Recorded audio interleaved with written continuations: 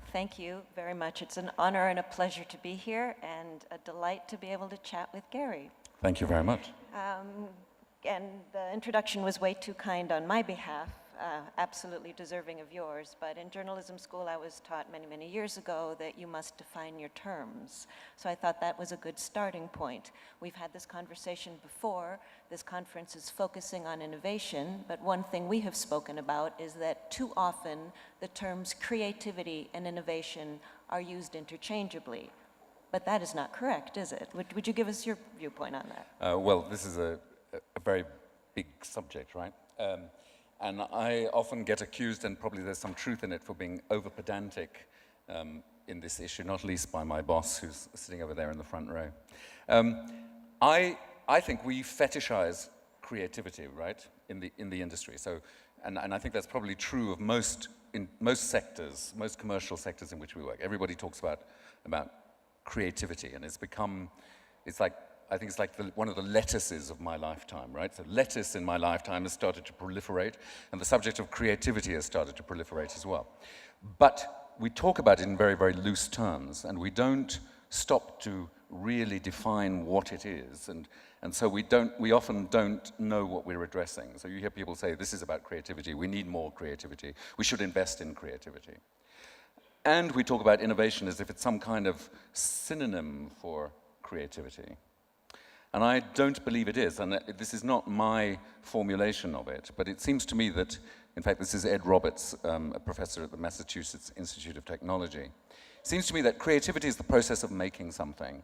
And on that level, lots of people make things, most people make things every day in their everyday life. They assemble bits of existing information in order to make something that is more or less different or like the thing that was made before.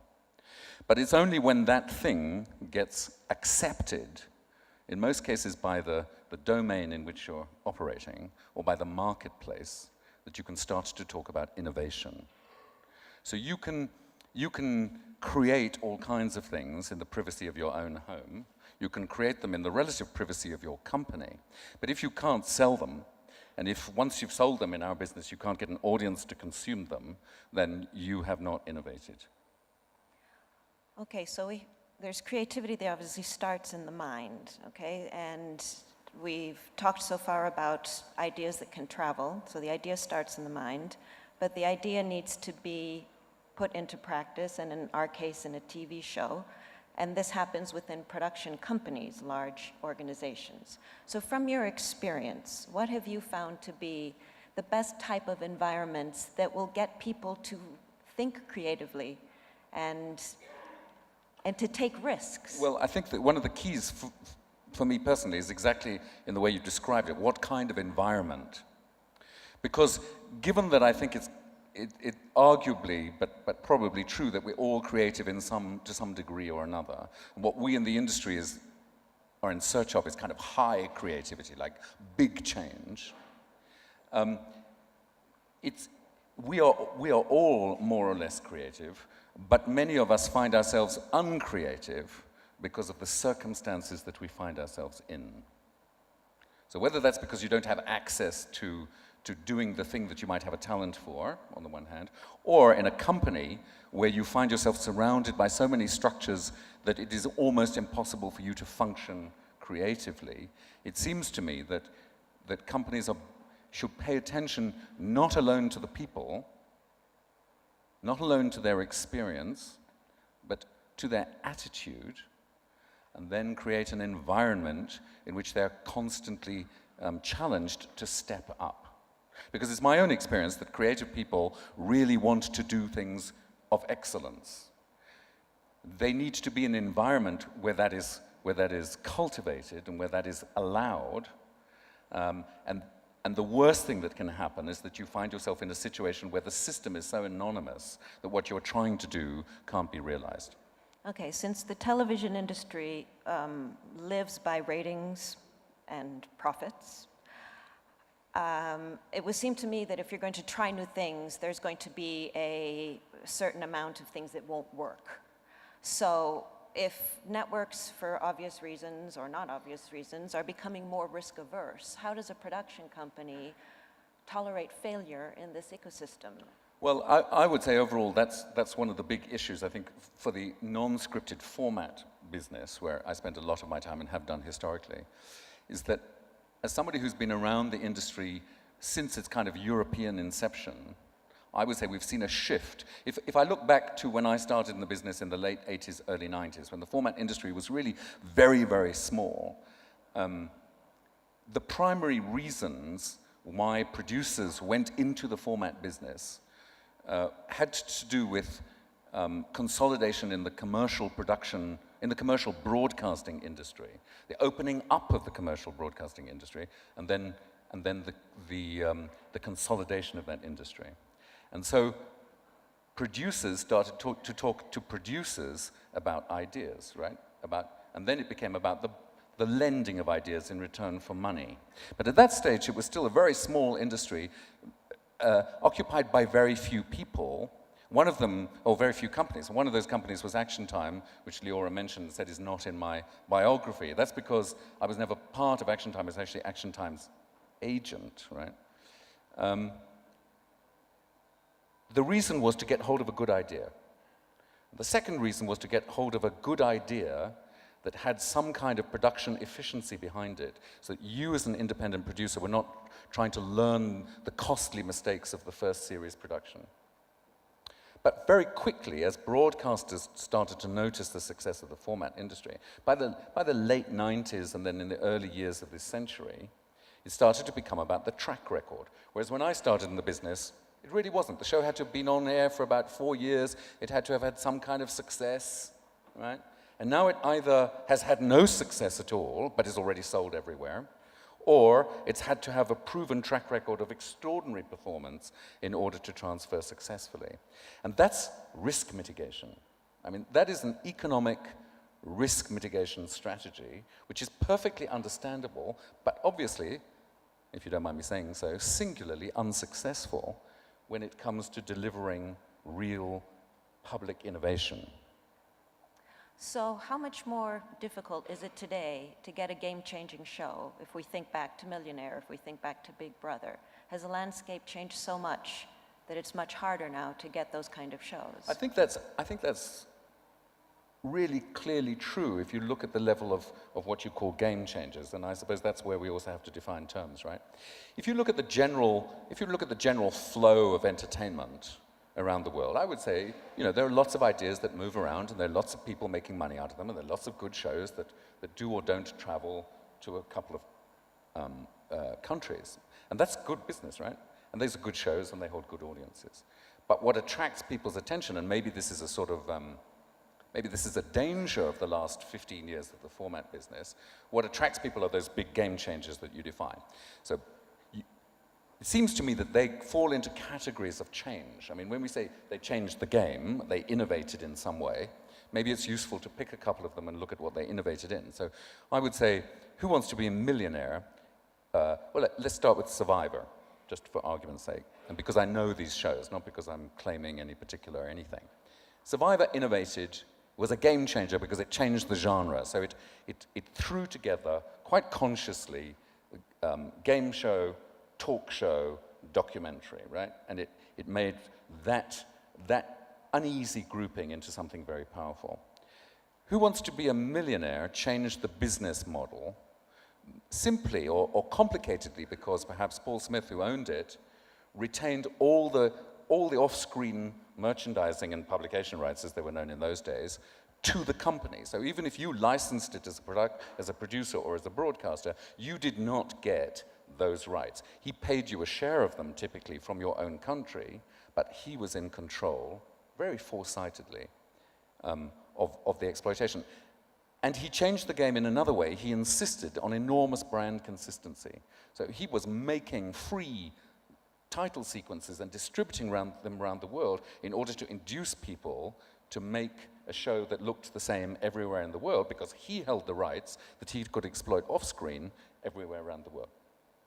If you look at Big Brother then, it not only innovates in terms of genre, but really it innovated in terms of technology. And I think that's clear and probably kind of an accident of history that Big Brother could not have happened without certain technological advances which were not foreseen during the 3 years of its development necessarily, but which became key to its later success. And Idols changed the business because it introduced far more than Big Brother had, this idea of voting in order to drive the structure of the show, and then to build an exploitation off-screen based on, if you like, that drive. If that's game-changing, it's pretty hard to see the outlines of a game changer now. And it's hard to answer the question, what do you think a game changer might be? So we haven't seen, in my view, that kind of real game change for a very long time, probably because of risk mitigation strategy.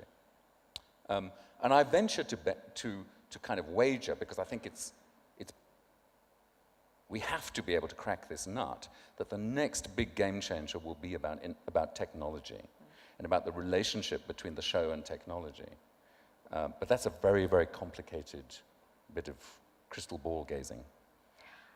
How much innovation, so two-part question. Everybody is trying, all producers and broadcasters want to draw audiences, right? That's the end game, to make money, which is the end game. How much innovation do producers think the audience want nowadays? And is there a discrepancy between that expectation and what the audience really wants? I mean, how many bells and whistles do you have to have in an unscripted show to get that audience? Well, I think the problem with technology, if we look at it through the technological lens for a moment, the problem with technology is that the people who develop and the people who introduce technology are not the people who decide whether it survives, right?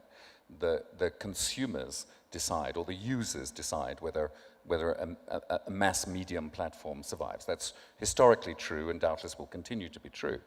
Because if you don't have users, it's not going to last. I have this theory that we in the media production business misunderstand our audience's desire to, or we misunderstand slightly the audience's relationship with our own content. And by that I mean, we think audiences want to relate with our content. And yet all the academic research into consumption of media would say that audiences want to relate to each other through our content, right?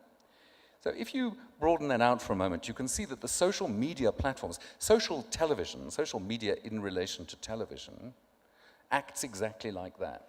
In fact, the platforms that are surviving and the conversations that happen around our shows happen because people want to extend the relationship that they've always had with each other through the content. So when we used to watch television, right, in the 90s, and we used to watch, I don't know, 30-something, what were we doing? We were largely making memories and making relationships in three kinds of groups, with each other in the same room, because we're watching it together. Or do you remember when we first fell in love, Anna, and we used to watch 30-something? And then there's the relationship with the other people that we know, like this show. Do you remember when we used to have those 30-something parties, and every time that character took a drink, we used to all have a drink, and then we used to be really drunk at the end of the episode? Yeah. And then there's that great body of fans out there, which is like the third tier. And the social media platforms that are surviving and flourishing, it seems to me, are the ones that enable those three things to continue to happen. And they are not about voting or relating with the content per se. They're about relating through the content. And I suspect that's probably kind of true about fiction too. So I've been looking at some academic research, in fact, on a show that comes from one of the companies in the Shine Group, the mighty Kudos, on computer games related to spooks. And this is not a comment about the quality of the game, right? Although it's interesting that the game exists. And it's not a comment about the success of the game, although it might be. But in research amongst fans of spooks, they related not to the narrative, but to the characters. But when they played the game was about the narrative and not the characters. And that, I think, indicates the way we assume audiences relate to our content as opposed to each other as people through the characters in our shows. Okay, let's digest that for a minute. That was very good. Thank you. Okay. Hoping my boss thinks the same, right? All right. Now, let's get away from the creative and what goes on in the mind and in the heart, which is what goes on in the heart, I think, is what drives television in the end. But you need money to make shows. So if you had to set up a development team right now, I've always thought from the outside that there seems to be a wall between a development department and the people in the company who have the money. And I always wonder how well that they can communicate with each other. Tell us about that, and what relationship would you want in your development department between the so-called creatives and the suits? Right, so I'm a late convert to the power of money. So I used to believe that development departments developed things, and that creativity was something that operated in another corner of the world, and then there was money control happening over here. And over the years, I've come to realize that that's, if not irresponsible, at the very least naive, right? I also have come to believe that it's kind of bad practice. I think that people working in development need to be really, really aware of the financial implications of their decisions. And I think that is true of people working in production. And one of the things that, for obvious reasons, I think, right? So, Anna, I've got this great idea for a show. We need to buy an island. Yeah, okay. And then in the opening sequence, these 20 elephants are it's gonna be fantastic, Anna, right?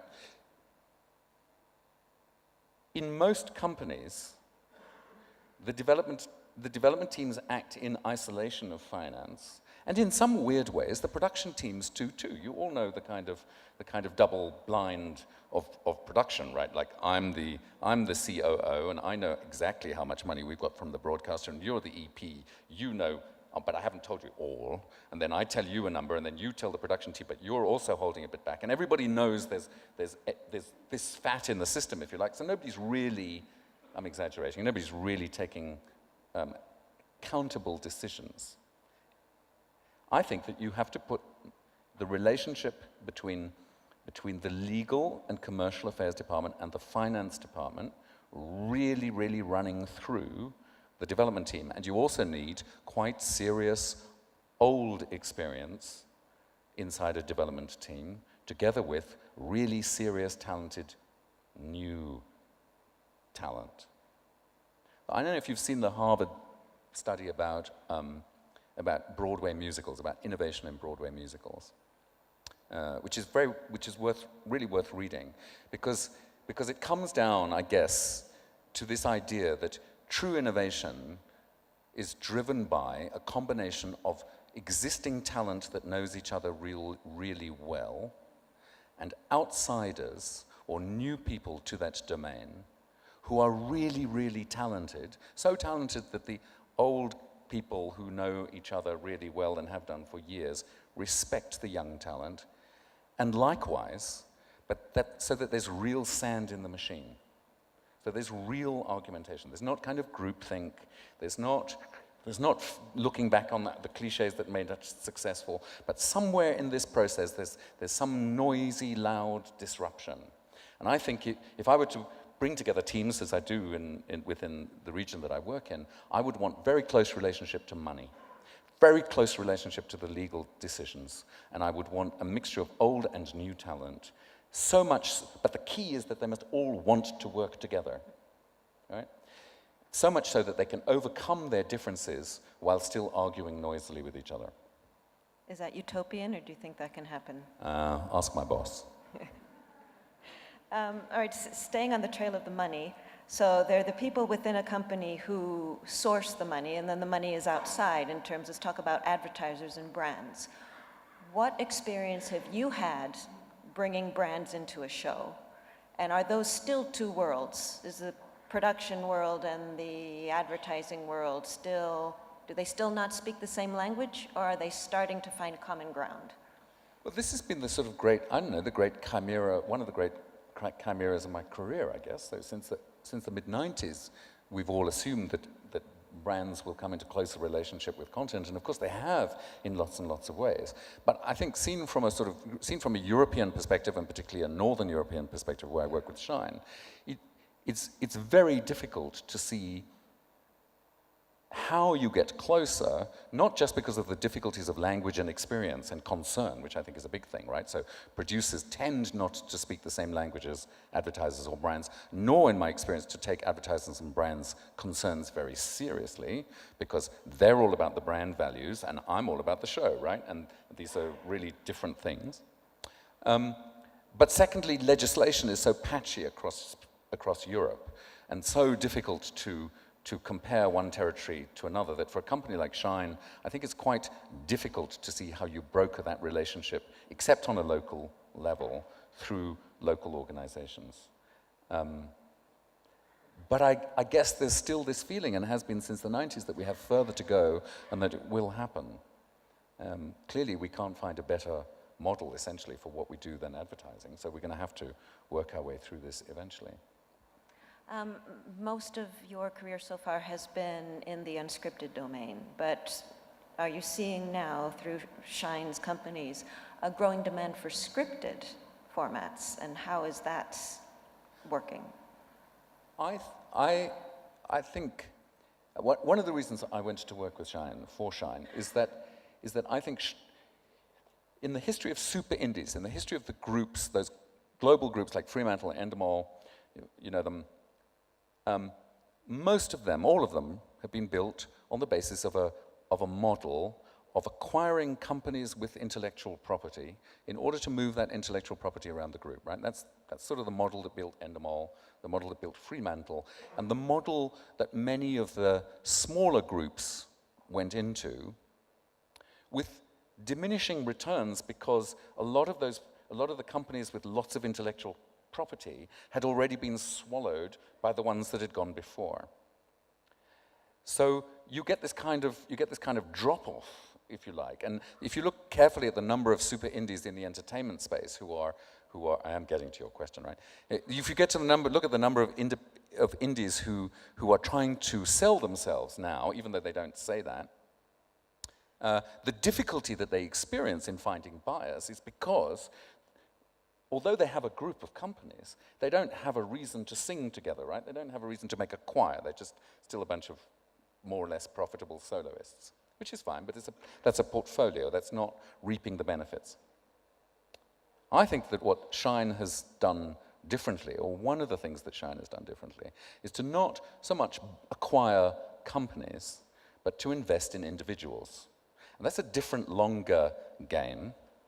But it sees a lot of very creative people join the company because they feel there is a creative home genuinely, because their business is shaped around them, and there's a high degree of autonomy. The second thing, I think, where Shine has innovated in the business model is in the area of scripted formats. Because if you look at the speed with which The Bridge, which is produced by one of the companies that reports to me, has traveled around the world, and you look at the innovation and the disruption of the existing models for distribution of fiction that it's brought into being, that's, if you like, real business innovation. And I think that scripted formats are going to be the big boom industry of the next 5 years. I'm absolutely sure of that. Karen mentioned it a little earlier. And I think it happens for it will happen for several reasons, not least of which is the reason that, in fact, although we don't like to say this, the legal argument for justifying format trading in scripted is in fact far tighter as a legal argument than it is in entertainment. And so you are much safer as a buyer and a seller in that area. And then, of course, fiction is the most costly production model. And so in terms of production efficiency and learning through production efficiency, there's still a long way to go in order to refine the production processes. So there's lots of money, if you like, for independents and their clients to take from that kind of business model. the interesting thing will be to see how the surrounding business of distribution and exclusivity and windowing has to adjust in order to change that. But we're seeing that within our own company because of Shine International. Right. We just have a few minutes left, but in a previous conversation, and this brings in the new platforms, which are the nonlinear ones who are getting into the scripted business with serious intent. Tell us a little bit about the experience that you've seen with Lilyhammer, that, if I'm correct, was a co-production between a rather complacent, conservative public broadcaster and a new digital platform. So let's, the NRK, the Norwegian Broadcasting Corporation, is, as in common with most of the Nordic public broadcasters, extremely strong. It is very, very well funded through government subsidy. It's the first broadcaster to have arrived in that region. It has an enormous place in the hearts of the people of Norway. It makes very, very high quality Norwegian drama from what I might call a kind of film school perspective rather than a television production perspective. And with Rubicon, the Shine company in Norway, it now finds itself in a co-production arrangement with Netflix in the US. So first of all, you cannot imagine how startled the Norwegians are to have bumped into the future in this way and find themselves flying to New York and Los Angeles when they want to have creative conversations with their client, right? Because they used to walk down the road to the NRK. From the NRK's point of view, I suggest there is a kind of nervousness about the growth of Netflix in the region, which has been considerable. And the nervousness is that, of course, Netflix is pioneering a business model in the region which the NRK, with all its state funding and its state interests, is kind of self-obliged to get into itself, right? So the definition of the primary right to broadcast is like the big rights battleground in Europe because of this kind of service coming into a region. And finally, there's Netflix, who I'm sure, I don't know if anybody from Netflix is here, find themselves a bit startled to be talking to Norwegians when I venture to suggest that most people in Hollywood think that it probably does snow all year in Lillehammer, right? And one of the arguments that we have inside the production team is, dare we show Norway in summer so that people in America can see that it doesn't snow all the time there. Obviously, we're never going to show that, right? It's always going to snow in Lillehammer. And so the business conversations have been relatively complicated, and the creative conversations are relatively complicated, or at least are in the domain of innovation, because there is no precedent for them. And I, as somebody who has a very deep affection for the Nordic regions and who is, I come from South Africa, right? The least progressive historical place to be. And I find myself working in this part of the world, which is so progressive in all fronts. And I really think it's absolutely amazing that for Europe, in lots of ways, it started in the frozen north. Well, I would go on and ever because I've only gotten halfway through my questions, but perhaps we'll meet again another time. And thank you very much for this opportunity. Thank you very much. Thank Gary.